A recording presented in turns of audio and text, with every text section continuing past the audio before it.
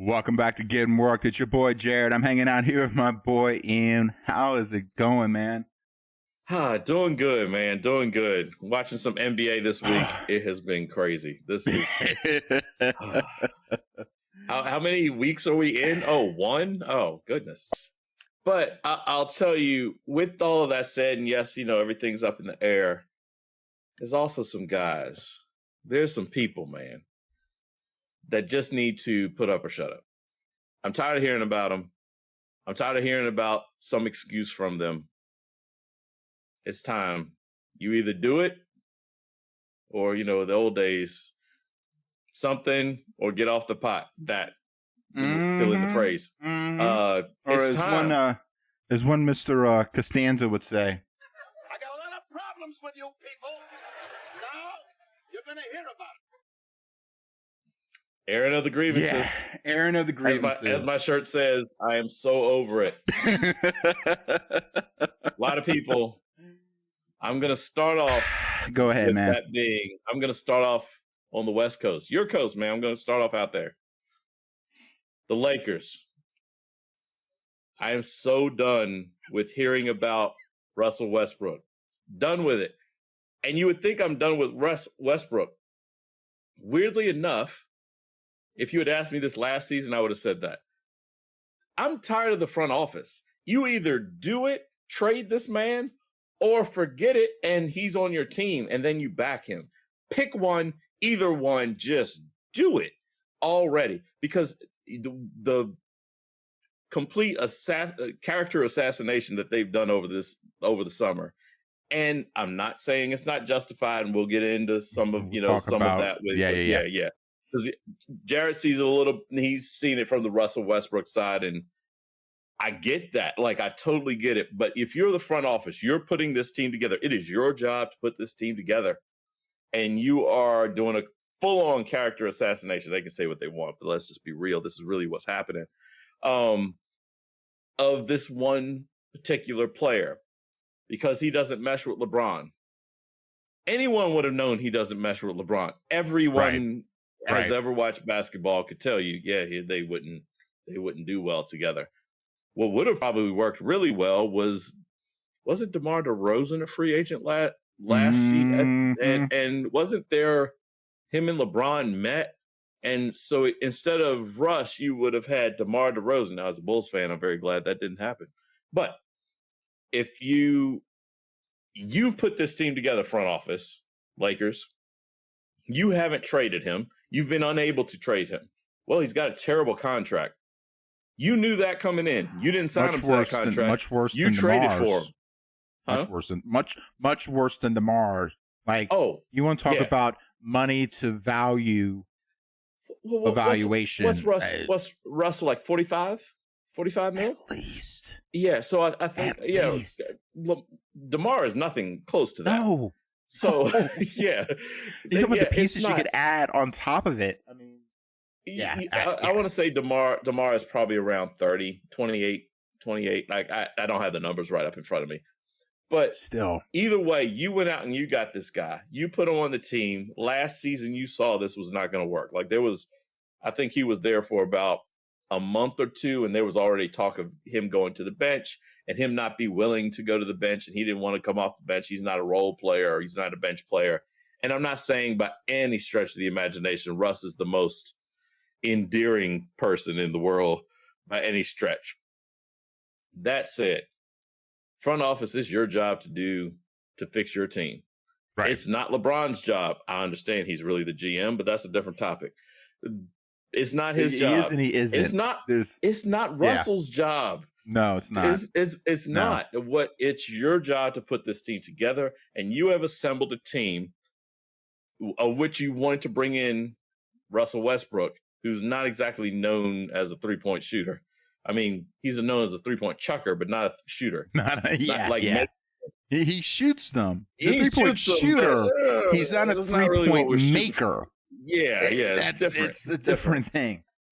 So you have him on a team that is in dire need. Jared and I were looking at this just before we got on stream, and I was shocked. I knew they needed 3-point shooting. Wow, this is Yeah. So Austin Reeves has a 40% 3-point shooter. He averaged on 2.5 a game, which isn't a lot. 2.5, it's not bad. 2.5 attempts a game. The next guy that has any sort of shots is some guy named Matt Ryan.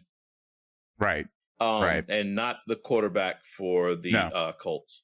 So he is currently a 50% shooter. So he is technically higher at 2.7.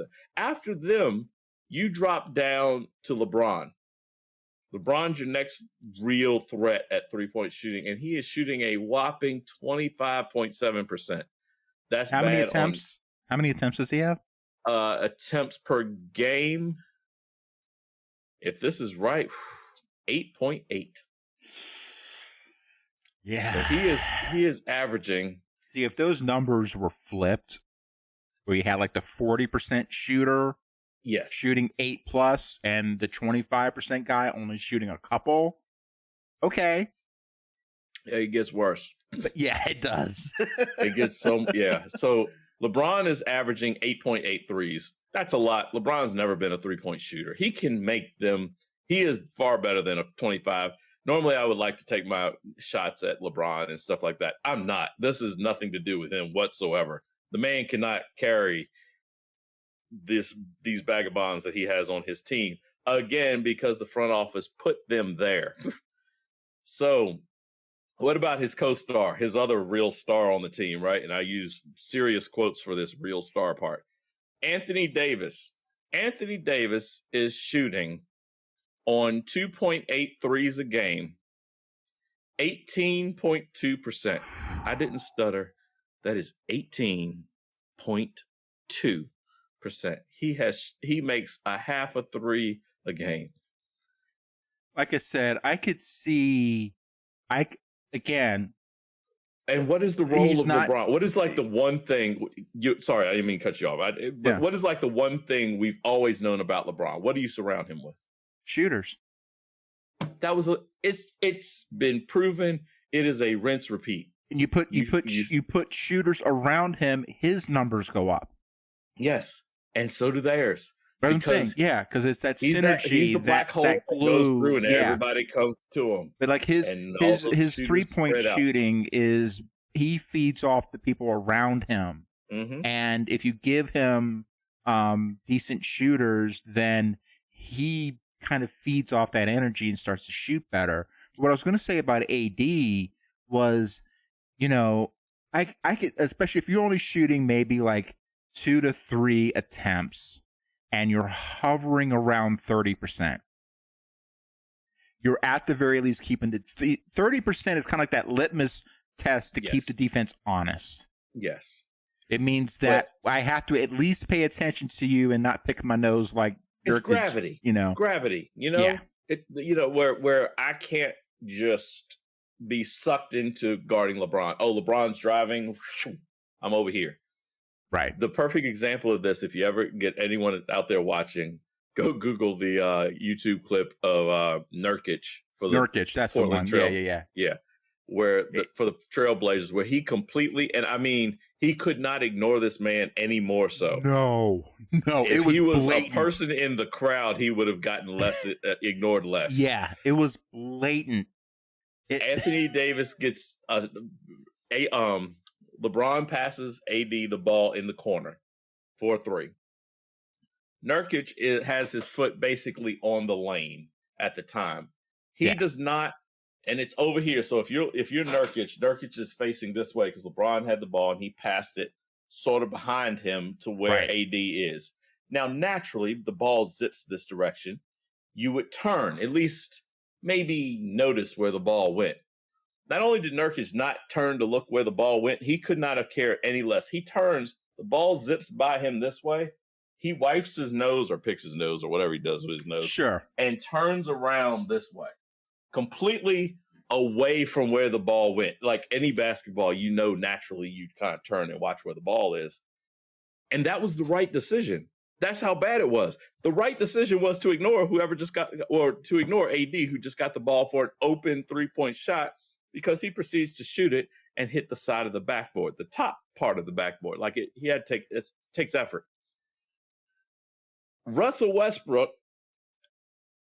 Now here's where your side completely is grab some legs. Russell Westbrook, despite AD shooting 18.2%, Westbrook on 4 attempts a game, and probably that's a low number. Westbrook is averaging 8.3%.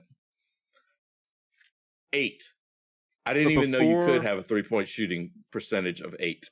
before we get off of AD, yeah, I know we're talking more about kind of just more the composition of the team, but we're talking about front office. Yeah, right. But I think it's also worth calling out the fact that it wasn't just that Jurkic or Nurkic. It's Jurkic, right? Always, yeah. I can never remember that guy's name. It's not just that Nurkic ignored AD from a 3-point shot perspective, but the way he moved and showed his back to that dude. Yeah. Any player with, and again, I can understand if it was just supposed to be someone who is nothing more than a corner, catch and shoot 3-point guy. Sure. Okay, fair enough. And if he's not having a good night and you're kind of throwing some shade at him, it was third quarter, 7 minutes to play. The game was close, but it wasn't going to make or break the game. Okay, fine. But if I was talking to the coach, I'd be like, okay, don't do that shit again. But yeah, you're talking about Anthony Davis, who should then in turn be able to recognize the fact that he's got the guy guard that should be guarding him, not even paying attention to him, nobody else on him, daylight to the rim. He should have driven that damn thing to the rim and dropped the rock. He can't do that anymore. And the dude knew that Anthony too. Davis, or 25-year-old. It wasn't just the shot. It wasn't just the 3-point shot. It was, he knew that was what he was going to do, and he wasn't likely to make it. No. But and he missed badly. Yeah. And again, the front office, this isn't brand new. It wasn't like Anthony Davis or Russell Westbrook or LeBron, even, for that matter. Like I said, I'm not knocking LeBron. I in a weird way, feel bad for LeBron on this team, which is weird for me to ever say. Well, I'll tell you, I will give you. Yeah, I will give you. So then we can really kind of start talking about the front office itself. But here's a statistic that really bears some weight right now. And when you really want to talk about like looking at like LeBron's career, they're 0-4 right now, right? Yeah. The last time LeBron James went 0-4 was back in his rookie year with the busted Cleveland Cavaliers. I mean, that is a bad team. That you go back and look at that team. Want that to team talk was about awful. Busted. There's a reason they had the number 1 pick like that year. Let's say. You can call conspiracy theory and all that other stuff that you want to talk about. That team was horrible. But I mean, the thing was this. Yeah, the team was busted. That number 1 pick. But let's put it this way: they didn't have to work very hard to tank for that previous year. And to be honest, I would be perfectly fine with saying that no, that team didn't even try and tank. They were just that god awful. And yet, so now were back then. Like now tanking's become a thing. Now tanking's become a thing. That was the whole the 76ers GM. I can't think of his name right off, but the 76ers GM kind of coined that phrase where it was a deal. And I'm not even against the concept. I'm just saying that team wasn't tanking. They were just bad. That team never. They had no choice. No. Whether they weren't sitting some stars to hope that maybe they could. No, they weren't premeditated or not. They really had no other outcome. They were going to be there either way. So, but the next guys that they have on this team. Go ahead. So, LeBron. Okay, you know what? Give credit where credit's due. LeBron, the man, is averaging 25, 10, and almost 8. Yeah. Okay, so it's not him. He's putting in the work. Yeah. He's putting in the work. Like I said, his 3-point shooting is god awful, but that's also what's around him. He's not a 3-point shooter. No. Lonnie Walker, the fourth, he is shooting he's taking almost 6 threes a game, and he is shooting at a clip of 17.4%. I don't even know how that takes effort.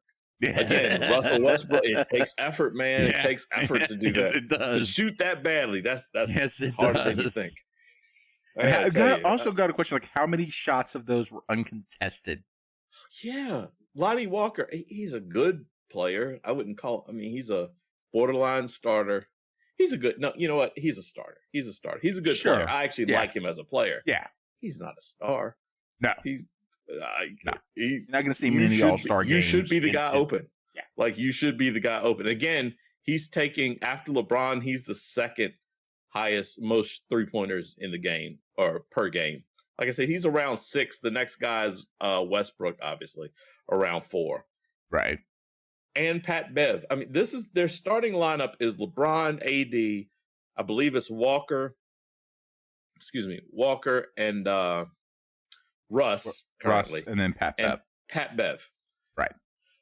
Pat Bev is averaging, or it might be Kendrick Nunn. I can't remember which one of them, or they might have flipped in and out. Sure. But Kendrick Nunn, either way, these are not, nobody in that starting lineup is a 3-point shooter. No, they have no shooting. Of a 3-point shooter. In today's NBA, you somehow manage to put together a team who really has no effective 3-point shot. Bring in Pat Bev. Might make sense if your guy was. Well, Pat Bev's never been a shooter, though. No. He can. Yeah. No. You brought in Pat Bev, which is like the defensive. He's almost like the mirror image of Russell Westbrook, and what I mean by that is like his opposite. Right. He's the super defender, athlete, rugged, energy that has no jump shot. And that way they have the similarity. Russ is obviously a better player overall, but it's not really that close. But Russ, you did the one thing with LeBron that you can't do. Like it's the thing. You don't surround him with guys that don't shoot at all. Well, remotely. And this is old LeBron. This isn't young LeBron. Like young LeBron, maybe. Here's the other thing, that wasn't a good idea. Here's the other thing, too, is that you also have a bunch of guys around you who are really better suited with the ball in their hand. Right. You also have guys, regardless of Westbrook's numbers, Russ is not really a good playmaker. Mm-mm. Neither is Pat Bev. No. Neither is AD. Really, your only playmaker is LeBron, but then who is he making the play to? Because he's the one that would mean he had the ball, right? Which means Russ doesn't. These guys don't have. And then like Pat Bev, no. You're better off having more of like a small, like a JJ Redick clone there, or someone else who could be kind of more of that 3-point guard that kind of ideally a 3-and-D type, a 3-and-D type wing type guard, ideally to run along with Russell. But then Russell is definitely someone who has to have the ball in his hand. And then you got AD. Now AD can work better within a system, but AD's just not AD. No. But again, even if he was like prime AD, it still wouldn't be the best fit with everything going on around the team. So the Lakers are completely. They did start Austin Reeves in the last game, I believe. It's the last game. Okay. But I guess that's my point. Your front office, this is where I say the front office is I'm so tired of hearing about. Mm-hmm. It is Russell Westbrook, but it was your fault. You put this together. Exactly. You know what you did. Nope. Absolutely. Yep. And the fact that he is Reeves on that team is your savior. You're in trouble. And that's not to knock the man. I'm sure he's a good little player, et cetera, et cetera. But hey, man, I'll tell you what. I tell you what. That was your plan B. Yeah. It's one thing if that was plan F. You know where I'm putting all my chips What's that? with the Lakers. You know where I'm putting all my chips. What's that? Scottie Pippen Jr., buddy. Man. Okay, so might as well. Yeah. I'm gonna be always a little sentimental for Scottie Pippen Jr. As well. my favorite player. I mean, I'm a Bulls fan. There's a reason. Scottie Pippen Sr. is my favorite player of all time. Yep. If you see my up there, it's a Julix 33. Yeah, Julix 33. That 33 is for Scottie Pippen. So Pippen is absolutely my favorite. So yes, but the fact that that just gets me after the front office and coaching staff then for not playing Scottie Pippen Jr. So that just might goes as back well. To might as well at this point. Why not? Why not just give some of those young bucks more of a chance to go in there? But the reason is because LeBron's there.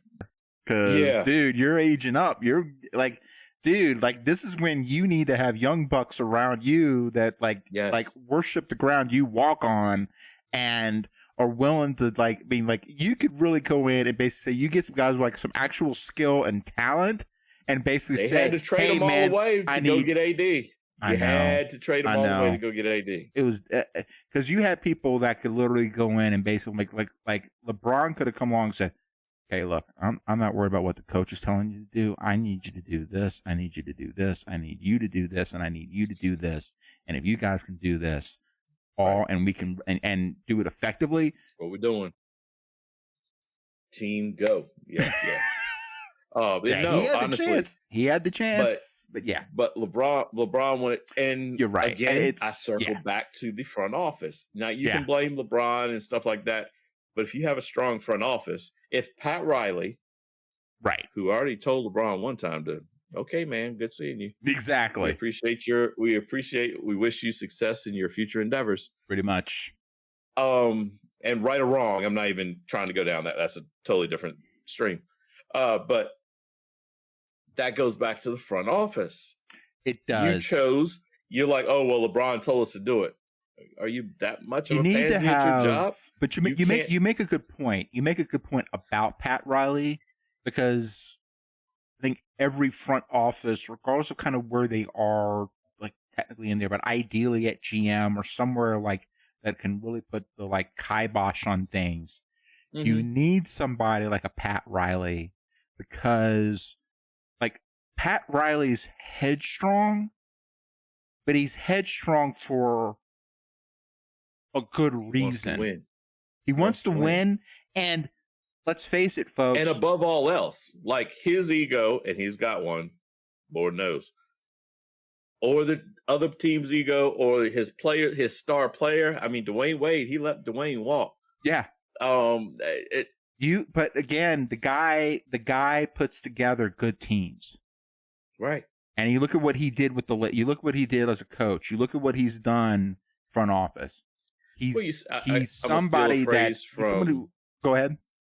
I was gonna say I'm gonna totally steal a phrase from wrestling. It's what's best for business. He does what's best for business. Exactly. He's and the thing is here is like you'll recognize this. He's not headstrong like a Krause was. No, he's not an idiot. Right. Exactly. Like he's headstrong because now I mean Jerry sure Krause, he might former GM of the Bulls during their dynasty days. He might get up to a point where he starts getting like Vince McMahon and it's kind of outlived his ability to be able to hit into the pulse of what actually works. But look at the Miami Heat. Look at the Miami Heat right now. He's young. No, like Pat Riley. No, hey, but I mean, but I'm saying this circles back to the LA front office. They need somebody like that who is willing to say no to the star player or say no to whoever the hell's in their ear and be able to say, but also have the know-how to know that I'm saying this not just because I'm an egomaniac. Maybe I am, but that's not the only reason why I'm saying it. Not the only reason. It plays into it, but not the only reason. It just doesn't make sense for me to do anything else.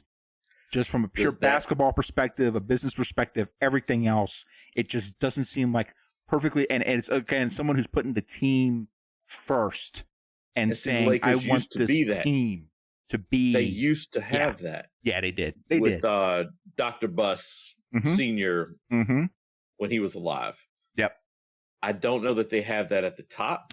No, I don't know if they have it anywhere in that whole organization. And if you don't have it at the top, yeah, it tends to people hire people that are similar to them in some way, shape, or form. Well, see, that's why I'm also saying that. Yeah, you need somebody like if again if they were smart business people, they were truly smart business people. What they would recognize is what their weaknesses are, and put someone in place. Exactly, put someone in place that fills that spot, and it's like, look, I'm not really wanting to deal with the nitty gritty and kind of. We don't have to go hang out and have drinks afterwards. But we also may not like each other. But you the bulldog part of running a basketball team, right?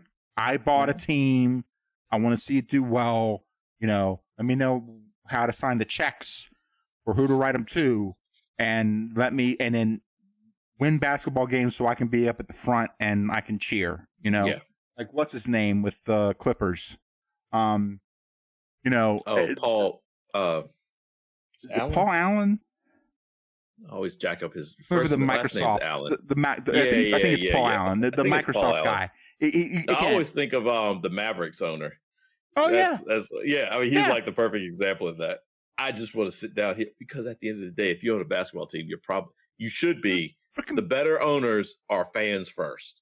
Exactly. The better owners are fans first. Absolutely. And they just want to win. So then you put the people that can do the dirty work for you, that can do the grind, the operational grind, the people that can be that, and you need to have somebody in there at the very least. And that's what I was saying. Like, ideally, you'd want that kind of at your GM spot, but at the somewhere within that organization that can either be at that GM level or above them that can say no. Yeah.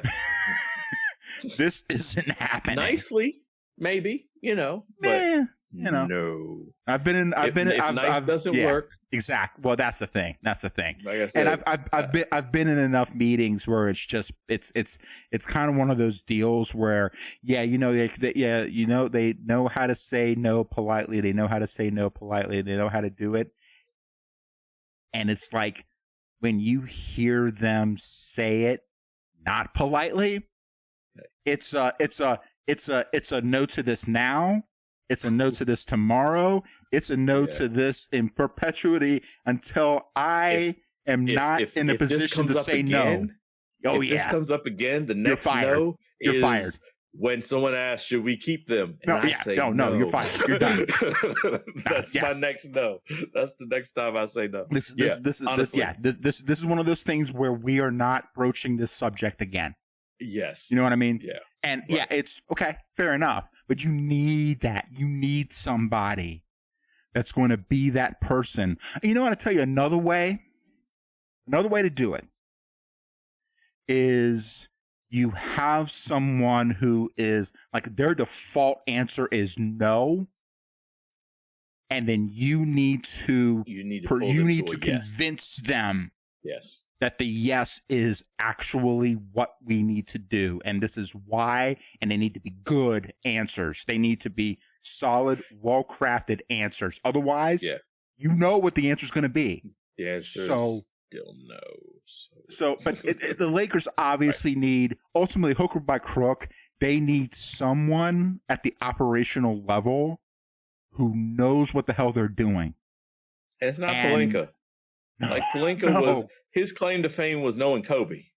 I mean, that was his claim to fame. Well, that's great. What does that matter? Not much. So that was that's my take. That's why I put up a shut up for the Lakers. It's the front office.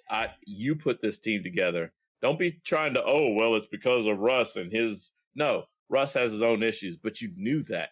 This isn't new information that you're just finding out. And if it is, that's a complete indictment on you as a front office. Y'all are a Absolutely. joke if you are.